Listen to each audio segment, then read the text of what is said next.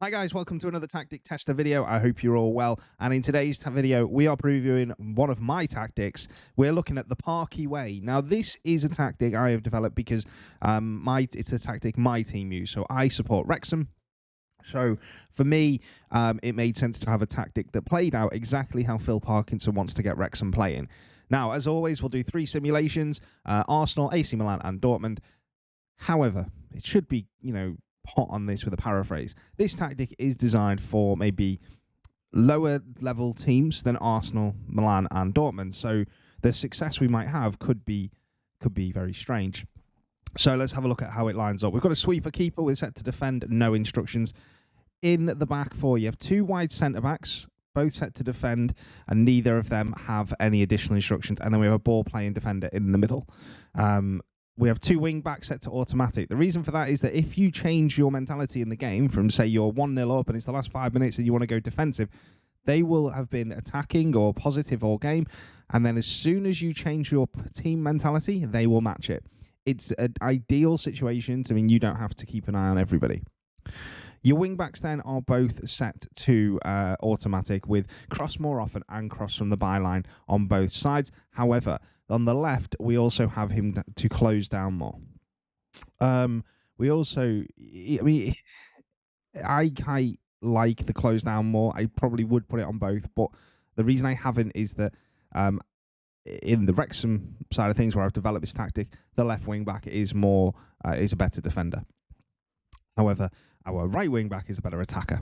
Then in the middle, we have a defensive midfielder with no additional instructions and a ball-winning midfielder with no additional instructions. One thing I am going to change, I'm actually going to change it live on the video here, is we're going to change him. And we're going to change him to a ball-winning midfielder set to defend. And we're just going to save that. Again, even though I've changed that, I'm not... we're going to swap them over.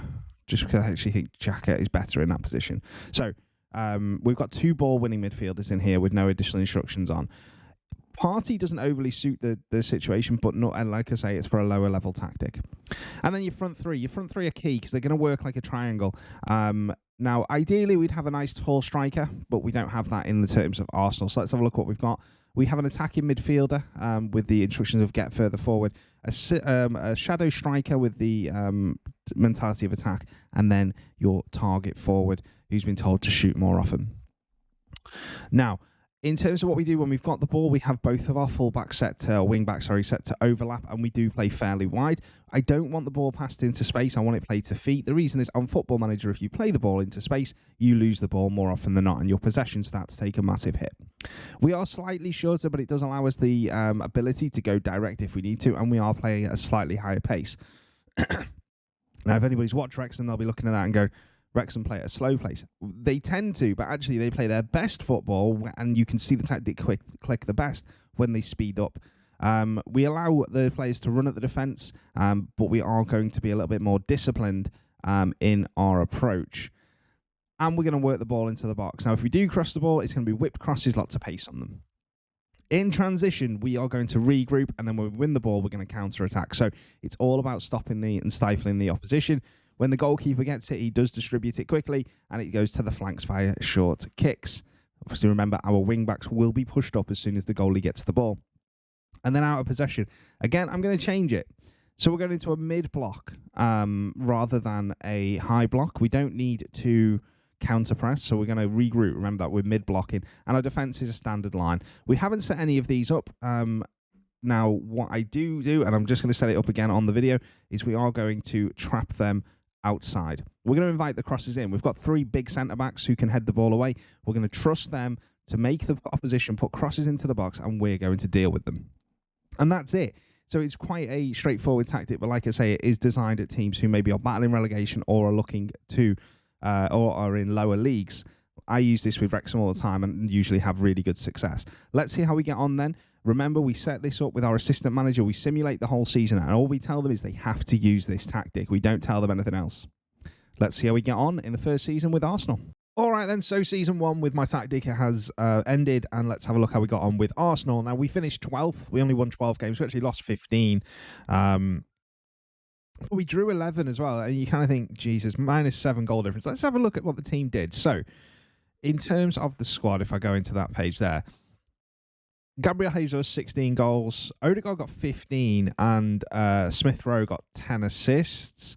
Martinelli, 10 goals, and that is it. In terms of defensively, Aaron Ramsdale actually conceded, 64 goals. 53 in the league is pretty shocking. In all competitions then, so we finished 13th in the league 12th in the league. I've done myself a misjustice. 12th in the league, 47 points. Knocked out in the fourth round of the FA Cup, quarterfinals of the Europa League, and semi-finals of the League Cup. In terms of the data hub, our passing was way above. Bring this up full screen. So our passing was above the leagues, and our expected goals against was better, but we didn't create enough. Now, when I've used this with lower league teams, that's never an issue. So let's see if it was just an Arsenal issue, because Arsenal are so hit and miss on this game, or if it is an issue with the tactic. If it is, then I'll go away and I'll adjust it. But let's find out. Anyway, over to Italy with AC Milan. All right, then, so Season 2 with AC Milan is now in the bag. Let's see how we got on. In terms of the league, we finished 7th, 18 wins, 13 draws, and 7 defeats. Actually, that's quite a good win ratio, 18 wins out of 38 games. I do think the big issue here is that, once again, we didn't have any top scorers, so we need to find a way to make this tactic a little bit more creative. But again, I don't have that issue when I use it in lower leagues, which is specifically where I use this tactic. It is aimed at relegation fights, lower league teams, and here's the reason why. If you look at the data hub, again, it's the same as the Arsenal one. Our passing is a lot better, but our expected goals per game is considerably better than the rest of the league. And that tells you everything you need to know about what I'm trying to get out of this tactic. We conceded less goals on average than the league. We actually had a higher expected goals per game than the league. We just didn't score them. In terms of the squad, let's have a look. Oliver Giroud got 27 goals in 48 games. Brahim Diaz, 14 goals in 48 games. And then Sandro Tonaloni, playing in the holding midfield, got 11 assists. But that's it. Apart from these two players, so Diaz and Giroud, nobody else hit double figures with goals. So there is a creativity issue within the team that we maybe need to look at. So that could be part of an issue. In terms of the competitions then, we finished 7th in the league, quarterfinals of the Coppa Italia. We finished runners-up of the Super Cup, and we got to the quarterfinals of the Champions League. So all in all, not a dreadful season. Better than the Arsenal one, but we were quite a way behind Napoli. But it is the draws rather than the defeats. If I actually look,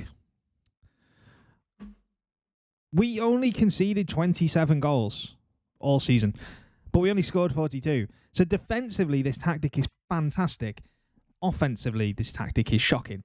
I am very curious, having seen that there. Let's just have a look at Mike Mannion. Mike Mannion, 51 games, 48 goals conceded, 21 clean sheets. That is fantastic. I mean, 19 clean sheets in the league is brilliant, isn't it? Anyway, let's jump over to Germany. Let's see how we got on with Dortmund, and then we'll be able to get the final score of what this tactic achieved. All right, then, so let's have a look how we got on in the Bundesliga, and let's see if we were actually able to achieve some success. So in terms of the league, we were shocking. We finished 12th. We only won 8 games all season. Once again, if we have a look at the overall league table, we didn't score enough goals. We conceded 39, which isn't bad. I mean, obviously you've got Leipzig only conceded 19 goals, which is fantastic for them, in fairness. But we only conceded, we only scored 33 goals. In terms of the squad, Sebastian Haller played 18 games, got 2 goals. Not one player getting top 9 goals was our highest scorer. Dortmund are one of those teams, though, they are a little bit underrated, I think, on this game. They are probably a team in transition. Let's have a look at the competitions. So we were knocked out in the third round of the DFB Pokal by Mönchengladbach, and we got knocked out in the group stage of the Champions League. So this is an overall failure. I mean, we started well the season, and it just gradually got worse and worse as the season went on.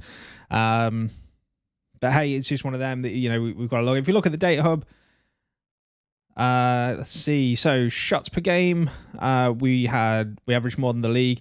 Our defense was actually worse in this save than the other two. So the tactic with the big teams for me is about a 5 out of 10 at the moment, but it is a work in progress. And I will make adjustments to it because it is a tactic I use in my own saves. So as and when we make adjustments to it, we might revisit it. So I give it a 6 out of 10. But in terms of the overall performance, how many points did it get? Let's have a look. So we didn't do well. I think we just hit 100 points, which is a bit pants. 38. Let's have a look where we finished.